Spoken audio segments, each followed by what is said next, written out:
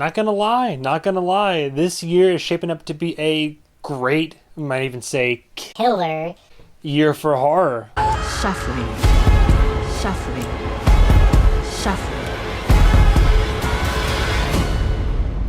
You should love.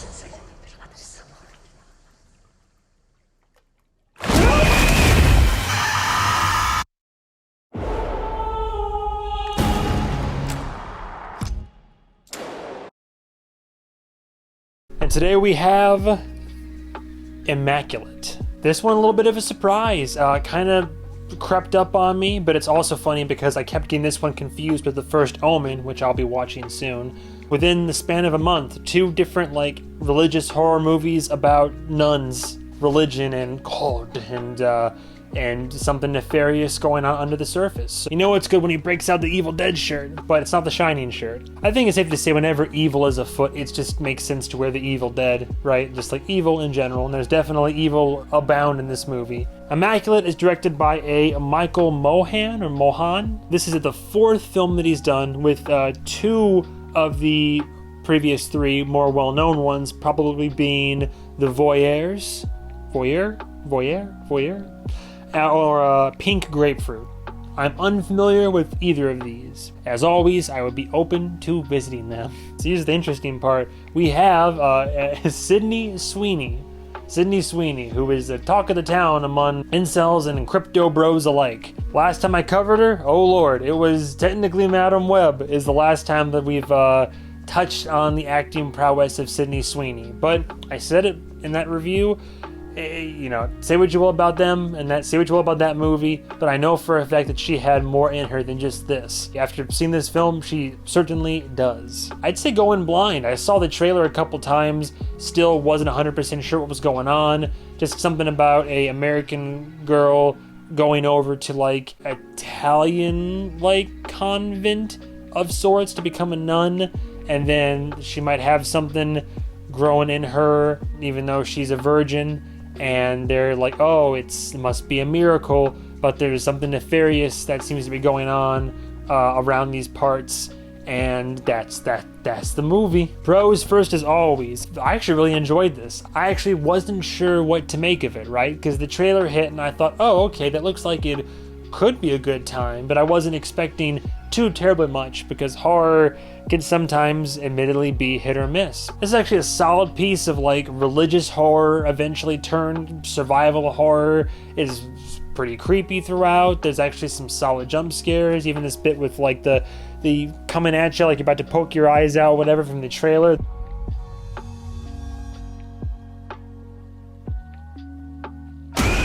In the movie, even though I knew it was coming, I was like, oh, I don't want to like see or hear it. Like, I don't know what's gonna happen. Not gonna lie, Sydney Sweeney, honestly, Scream Queen Sydney Sweeney over here.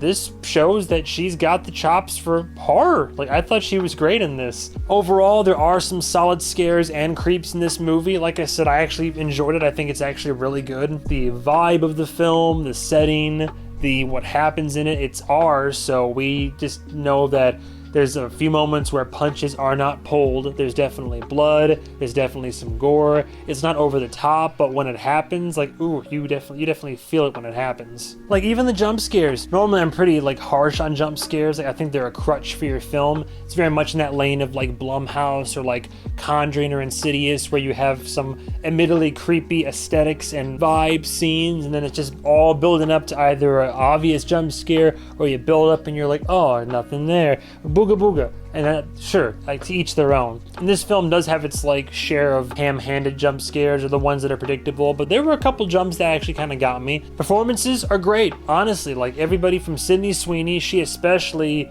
killed it in her role, to all the other ancillary characters. There was not a weak performance in the bunch, whether it was just surrounding nuns or other impressionable like youth on their religious journey, or evil patriarch, or just like evil Catholics, or what, I don't know, just like bad guys were definitely good at being bad, and characters were good at conveying, suffering or horror, or creepy old people with questionable dementia or motives. Like, yeah, everybody embodied their roles really well. It all came together well. It wasn't, a gorgeous film, and it wasn't like the best cinematography I've ever seen in my life, but the scenes were well shot, and the visuals conveyed the tone really well. These like dark halls or rooms lit by candle, and like stone floors, and the Foley work, the creaking doors in the rooms, and there was a certain reverence to be had there, but also just an uneasy feeling of, I don't know, this place also seems just kind of alien somehow, or just generally unsafe, just suspicious instead of auspicious. And I like the story, a borderline kind of like a Resident Evil feel to it by certain parts of the ending, without giving away too much. Not like there's going to be like a mutated Birkin showing up in Act 3 or anything like that. Twisted turns here and there, characters evolutions or de-evolutions or arcs or what have you. I just liked it. The progression of the story, religious horror to survival horror. There's similar films or films that are even handle these concepts even better, but I was just pleasantly surprised. It was as good as it was. That being said, a few minor notes. Sometimes character decisions in this film, whether it's our primary protagonist or the ancillary characters, for the most part our protagonist is fairly competent, but sometimes you do wonder motives of certain people. For the most part, people are fairly competent, but especially characters that don't meet the best of ends. I mean, I guess you would think they could have done something a little bit differently, but they don't. So, I don't know, take it for what you will. Just sometimes characters' lack of logic in a movie can kind of get under my skin and affect the viewing experience for me. For as much as I liked the film, I felt like the third act, when things started moving, they like really moved. Like, the pacing was great for the first two acts, and the mystery and the suspense, and whenever like the horror elements mixed in, but as much as I liked what happens in the third act, including the horror elements and such, I admit that it did move kind of quickly, and the resolution kind of all was just like, all right, boom, boom, boom, boom, and that was then the end. And like, I liked it, but I was like, that was kind of quick though, wasn't it? Like, I would have liked more development from the main character, or even like, I put the cult, but really it's just the more devout members of the congregation, because we get some exposition a couple times throughout, and both for our main character and the more antagonistic forces in the film. However, that being said, I would have liked to have learned more about our main character, her motivations, her design. I mean, it's pretty simple why she is where she is, and she even pretty much says as much, but I would have liked if they had made her even more layered and complex. Same thing with the antagonistic forces. I get why people were doing what they were doing in this movie. Everything that happens makes sense for the most part. They gloss over some stuff. You can kind of piece it together, put two and two together, I guess. Overall, Immaculate is surprised me, a pleasant surprise, albeit. I thought it was really good. I would recommend it. Not one of the best horror films this year, but it's really solid. It's good. Maybe catch it in theaters. Definitely stream it. And I'll leave it at Immaculate would be a solid, strong 4 out of 5 for me. A 4 out of 5. A strong film. Not perfect. Not quite near perfection, but very, very good. I enjoyed it. I would like to see more of this director's work, and I would love to see Sydney Sweeney in the realms of horror in the future. Hopefully. Fingers crossed. But I bet you didn't see this coming, and neither did I. So I'd already filmed the review for Immaculate, but I was about to start my review for the first Omen, and then I figured, well, hang on a second, because I was editing the one for Immaculate. I thought, these films are so similar, and I've been comparing them so much, and they both came out within a month of each other. Why not just smush them together, a none your business type of double feature review? So here we are with basically kind of low-key the same film, but better.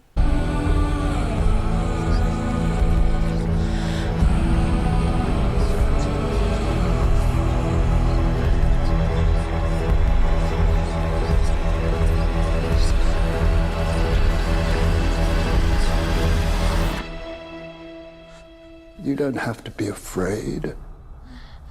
This child is his way.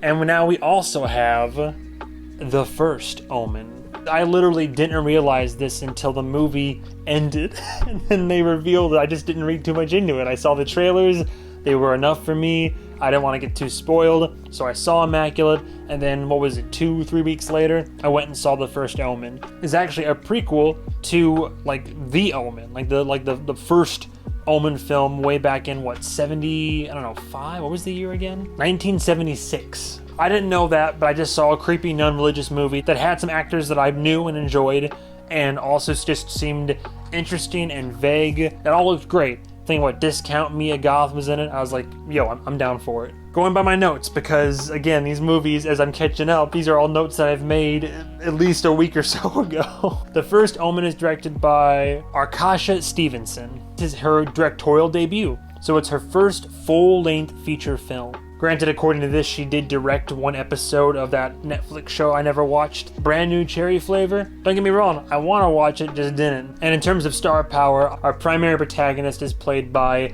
Nell Tigerfree, which, hell of a name, by the way, Nell Tigerfree. Fun fact, she did play Myrcella Baratheon in Game of Thrones. Pretty big character for a while, one of the Baratheons. Dude, they got them all in here. We have Bill Nighy, I'll never say his name right in my life. Ralph Ineson, the Green Knight once again, but I love you hear his voice once. The church has maintained power for thousands of years. You never forget it. And then the great Charles Dance. He pops up every now and then in these cool cameos, but I want to see more performances that are akin to the power and tenacity of Tywin Lannister. So hopefully we'll see that again.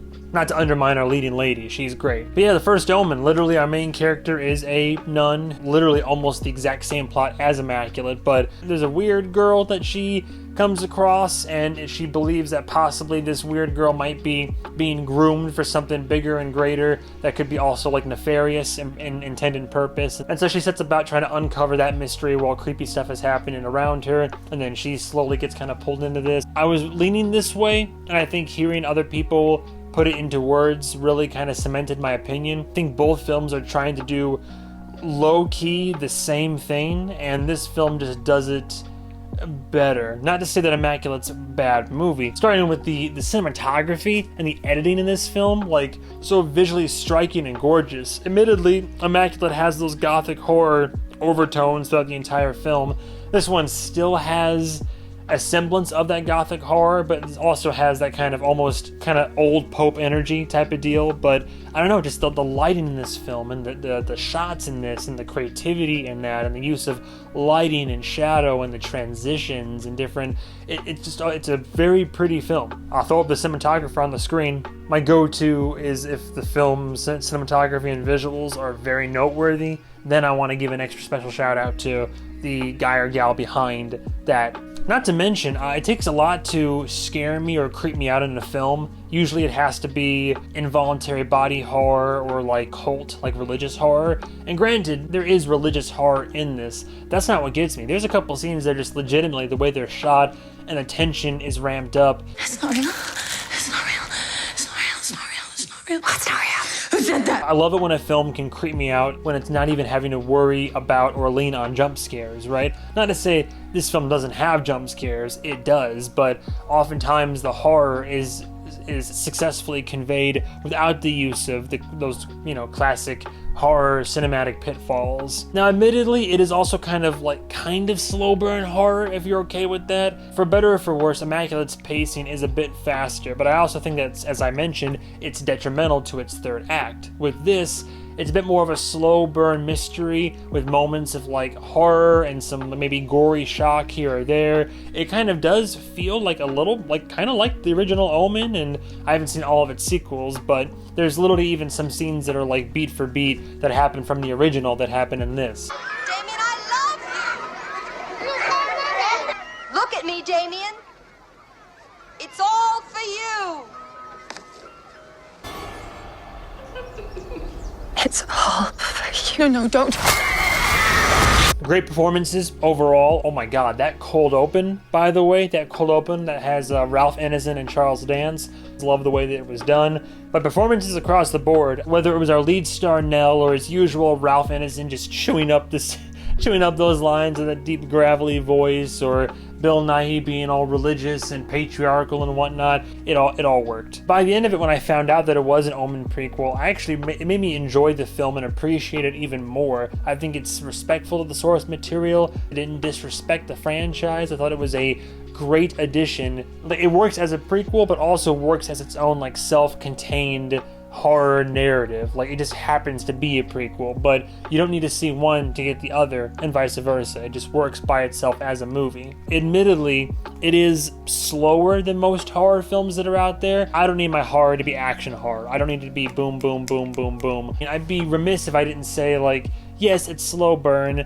Yes, I can get on board with a slow burn, but I will admit it did affect the pacing a little bit throughout the movie. I don't want to say dragged in spots, but I definitely felt the length here and there. Just little bits here and there, but enough where it was noticeable. Also, I almost thought there'd be more horror, and again, the movie still works for me overall. I'm not saying you have to give me more blood and guts, or I don't need to see people exploding or to see Satan himself rise from the depths, but I thought there were definitely horrific moments, and it's definitely a horror possession-ish story type of deal, but I almost thought there would have been more horror elements mixed in. I will say, on the same level of Immaculate, third act, climax all comes to a head. It's all just fairly sudden. It's just kind of like, and we're chugging through the movie, slow burn, now we're at the climax, and then boom, the end. I'm like, whoa, just kind of caught me off guard. There was one bit where I thought the movie was legit ending at a certain moment, and there was still more footage, like cinematic whiplash there. Both Immaculate and The First Omen are good movies, very good at the very least, but I think First Omen is the better film. It checks more of the boxes for me on a cinematic level. It's not perfect, it has some flaws, but they are minor, and overall I'd be more tempted to give The First Omen like a high 4 out of 5. Yeah, I'd give it like a high 4 out of 5. Immaculate, 4 out of 5. The First Omen, high 4 out of 5. Again, this is all horror. I love horror. It's like religious horror, so if you're easily offended or intimidated by that subject material, then sure, skip it. But if you're down for any of what I've described throughout the course of this double feature review, then they're both worth a watch. Tell me what you think, but I think that I enjoyed The First Omen more, and I think it is a better film. Thank you guys and gals so much for watching, and stay tuned for the next episode of whatever movie I review. And goodbye, travelers.